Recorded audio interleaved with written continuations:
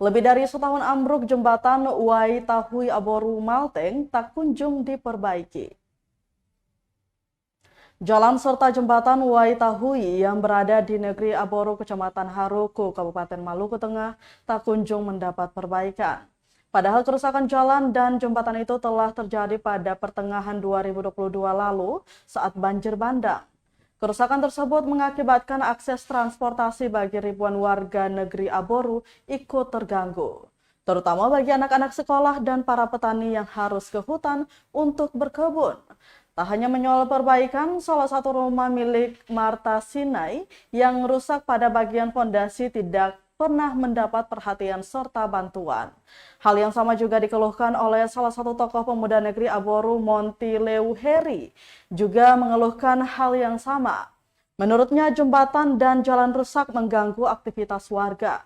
Oleh karena itu, dirinya berharap ada perhatian dari pemerintah untuk segera melakukan perbaikan. Pasalnya, kalau dibiarkan terlalu lama, dikhawatirkan akan semakin parah hingga memakan korban.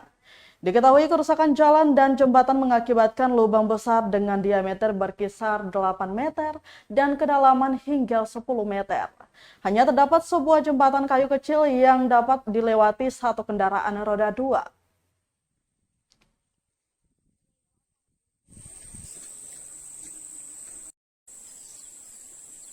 Salah satu akses bagi masyarakat sebagai jalan untuk beraktivitas. Dengan terjadinya seperti yang kita lihat, ini juga menghambat aktivitas kami sebagai masyarakat.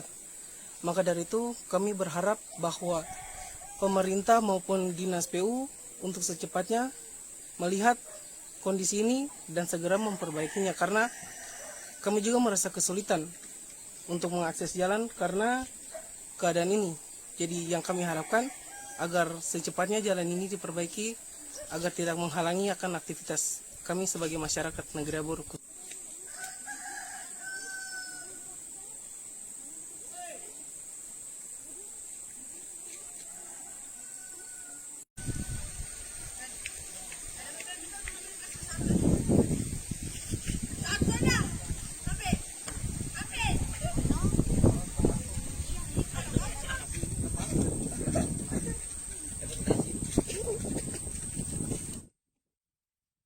Download Tribun X sekarang, menghadirkan lokal menjadi Indonesia.